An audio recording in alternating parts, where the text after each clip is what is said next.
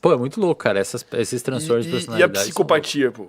Que é o que mais tem filme, assim, né? Vamos dizer, o cara que mata por prazer, assim, como é que funciona, o que causa? A psicopatia, o termo técnico é transtorno de personalidade antissocial. É o termo técnico.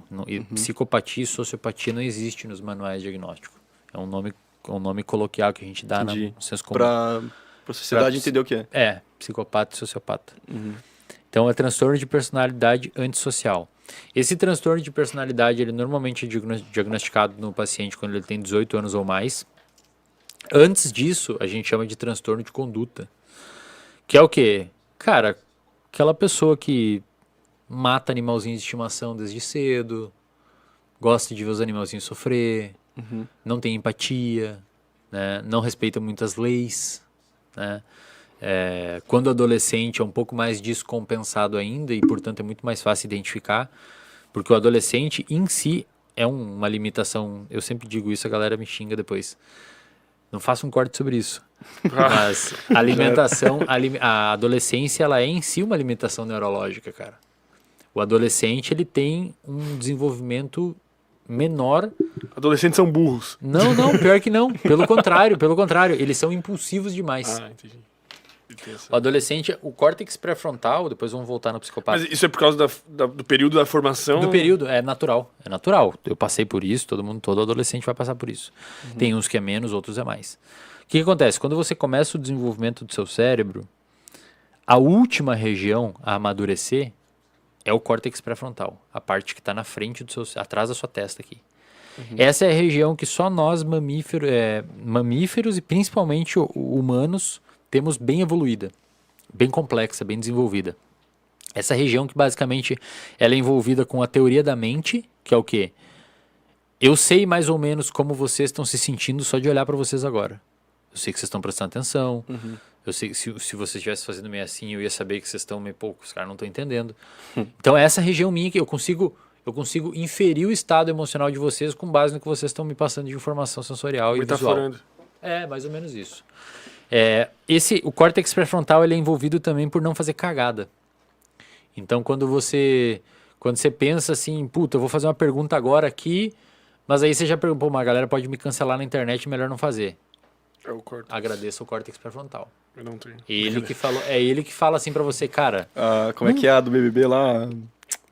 A Carol Conká não tem deve ter arrancado essa deve parte ter tirado o córtex cabeça pré-frontal, dela. exato. O álcool, as moléculas de álcool inibem o córtex pré-frontal. É por isso que quando você tá bêbado, você faz merda. Porque você não tem essa parte que freia. O bêbado volta a ser quase um adolescente, né? Vai pensar o cara com 40 anos... E o adolescente bêbado vai aonde? Porra, exato. Ele ferrou. Dá Eu já merda. fiz merda. É isso mesmo, mas é isso mesmo, cara. Caralho, que massa. O tiozão bêbado de 40 anos, empresário e tal, toma umas tequila no Natal... Pô, o cara vira um moleque, cara. Chega na secretária. Do lado da esposa. E dá merda, entendeu? E aí, então, o adolescente, ele tem naturalmente uma limitação neurológica, cara. Que é isso. Na época ali, por volta dos... O córtex pré-frontal termina de amadurecer, em média, aos 25 anos de idade. É onde ele fecha, assim, ele termina de amadurecer. Até lá, podemos ser considerados quase que adolescentes. Quase que adolescentes. Algumas pessoas mais cedo, outras mais tarde. Outras nunca. Outras nunca. Tenho 25. Cheguei Algumas pessoas, cara, com 18 anos são super maduras. Outras têm 30 e não são. Real, não é? Muda de mulher pra homem? Que dizem que mulher amadurece mais cedo. Um pouquinho mais cedo. Mulher é um pouquinho mais cedo. Mulher amadurece um pouco mais cedo. Qual que é o problema disso, cara? O córtex pré-frontal, ele é relativamente a última região a amadurecer. É a última região a amadurecer e, portanto, é a região que mais sofre influência do ambiente. Entendi. Pensa comigo. Tem uma região aqui, no meio, atrás na sua nuca aqui, ó. Que é a região chamada de tronco encefálico. Essa região tá um pouquinho, um tronco, tá um pouquinho abaixo do cérebro, como se fosse um pé do cérebro, assim, onde conecta a medula com a sua coluna, com o seu cérebro. cérebro. Negocinho do Matrix lá, aquele... Exato. Essa região é onde estão os centros de respiração. Então você perceba que você não precisa pensar para respirar. Você pode, agora vocês estão pensando. Agora que tu falou, eu vou pensar. Agora vocês estão... E o pessoal em casa também. Tá todo mundo pensando pra isso. Agora vocês estão pensando. Mas você não precisa. Pra piscar. Às vezes você tá... Às vezes você tá viajando assim e continua respirando. Essa região já nasce pronta, cara. Quando você é nenezinho, você não precisa ensinar o seu cérebro a respirar. Ali estão os centros de batimento cardíaco. Você não precisa mandar o seu coração bater. São os centros vegetativos de uma maneira geral. Seu corpo meio que responde aquilo ali automaticamente. Isso é o que a gente chama aí de inconsciente na neurociência, né? É diferente do inconsciente da psicanálise, por exemplo. O inconsciente na neurociência é isso, é que você não controla. Seu fígado secretando enzima, seu pâncreas secretando insulina. Quanto mais para fora do cérebro, mais se desenvolveu depois. Então, por exemplo, o córtex motor, envolvido por movimento, termina de amadurecer por volta dos 3, 4 anos. Começa um pico de amadurecimento, que é quando você está caminhando, correndo. Então você vai vendo o amadurecimento das regiões, você vai vendo a manifestação física delas no seu corpo. O córtex pré-frontal é o último, 20 e pouquinhos. E é uma região que envolve controle de impulso.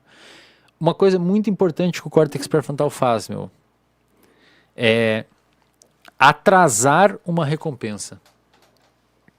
O córtex pré-frontal faz isso. Então, se eu falar assim para vocês, eu vou dar R$5 agora para vocês, ou se vocês esperar, semana que vem eu dou 15. E, tipo, os animais têm bem menos desenvolvido. Quase nada. Por isso que um cachorro, tipo... Bota um bife, ele vai deixar para comer depois da manhã? Não, vou comer agora, porque depois da manhã o bife vai estar top, eu deixo no sol. Não, tá cagando, ele come todo o bife mesmo. Tá, mas resgatando esse parênteses todo, tipo, do córtex, onde que entra isso com a psicopatia? Eles têm... Pois é. Aparentemente, o psicopata é uma parada que, primeiro, ele é muito difícil de estudar. Porque dificilmente você consegue pegar um psicopata, um cara com transtorno de ansiedade. Só força, né? Normalmente eles estão presos. A galera fala, muitos empresários e tal. Muito difícil. Vocês já viram isso? Muitos empresários são psicopatas e tal. Cara, eu acho que tá mais pro empresário, tá mais pra um bipolar, pra um cara com toque, um cara com TDAH super focado em uma coisa específica que ignora o resto do mundo, né? TDAH pode ser isso que eles associam muito também a, sei lá, os empresários cuzão são os que mais enriquecem, sei lá. Cara, mas daí... Às vezes é só um cuzão, às vezes ele nem é cuzão mesmo. Às vezes e também tem que ver quem fala isso, né? Porque às vezes...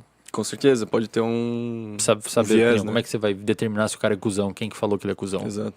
O cara que foi demitido por ele. Entendeu? Então... O psicopata, primeiro, ele é muito difícil de estudar, mas dá para... Os estudos que tem alguns estudos bons, mostram que eles têm umas atividades disfuncionais em algumas regiões, principalmente em regiões envolvidas com teoria da mente. Então, eles têm uma dificuldade um pouco maior de ter empatia. Eles não conseguem inferir o estado emocional da outra pessoa, por exemplo. Isso eles nasceram com isso ou foi por causa de um trauma? Cara, provavelmente os dois. Provavelmente porque eles que demora mais pra desenvolver, né? Provavelmente eles têm uma propensão a ter isso e por alguma merda que deu, ativou. Porque isso é importante, cara, A maquinaria genética, e agora os geneticistas vão ficar loucos com o que eu vou falar aqui. Mas paciência, tem que ouvir isso também. A maquinaria genética, você tem muitos genes no seu corpo que eles estão silenciados pela evolução. Os genes não são ativos. Tem outros genes que, dependendo da sua vida, você nunca vai ativar eles. Então, o que acontece? Você tem algumas coisas que são determinadas geneticamente na sua vida, mas a maioria delas é uma interação com o ambiente. Vou dar um exemplo. Tem uma doença chamada fenilcetonúria, que é uma doença que você não consegue, você não desenvolve uma enzima, você nasce sem uma enzima que degrada um aminoácido chamado fenilalanina. Fenilalanina é um aminoácido que tem proteínas, proteína da carne, etc. Então, o que acontece? Se você não tem essa enzima, você não pode comer proteína. Por quê? Porque não digere, vai acumular esse metabólito no seu sangue e pode causar retardo mental. Quando a gente nasce, o postinho de saúde faz um teste, chamado teste do pezinho, né? O teste do pezinho é para pegar isso. Não sabia. Então, se você não tem, o cara, se não tem, o médico vai falar assim, mãe, não dá para ele tanta coisa agora, espera mais com o tempo, talvez ele desenvolva mais essa enzima, vamos fazer um tratamento aqui e ali, né? Pode ser que ative depois. Exato, mas olha que interessante. Por exemplo, eu sou intolerante à lactose. Me dá uma peidorreira do caralho se eu comer coisa com derivado de... Não sou tão intolerante, mas se eu tomar leite, por exemplo, ou iogurte, já complica. O Andrei sabe lá. O Andrei Descobriu tá do pior ligado. jeito. O Andrei tá ligado. Descobriu empiricamente, uma prova empírica. O que acontece, cara? Ou seja, eu tenho uma deficiência genética. Isso é louco, né? Mas é uma deficiência genética. O meu gene, que era para estar produzindo essa enzima que degrada o açúcar do leite, que é a era para estar produzindo a lactase que degrada a lactose, eu tenho essa enzima funcionando de maneira ineficiente. Ela não produz tanta. Só que se eu não tomar o leite, eu não tenho problema nenhum. Ou seja, o meu comportamento, o ambiente, que é ingerir leite, pode determinar o desenvolvimento de uma doença devido a uma falha genética que eu tenho. Só que se essa falha genética não encontrar um ambiente onde tem o leite, ela é irrelevante na minha vida. Vocês entendem o que eu quero dizer? Entendi. Então, eu tenho uma falha genética. Dos genes adormecidos, né? Eu tenho uma falha genética. Se essa falha genética crescer num ambiente onde ninguém toma leite, Então, um psicopata talvez não desenvolva uma psicopatia se não for forçado a um Talvez. evento meio talvez. traumático, Talvez sei lá. não. Talvez não. População muito difícil de estudar.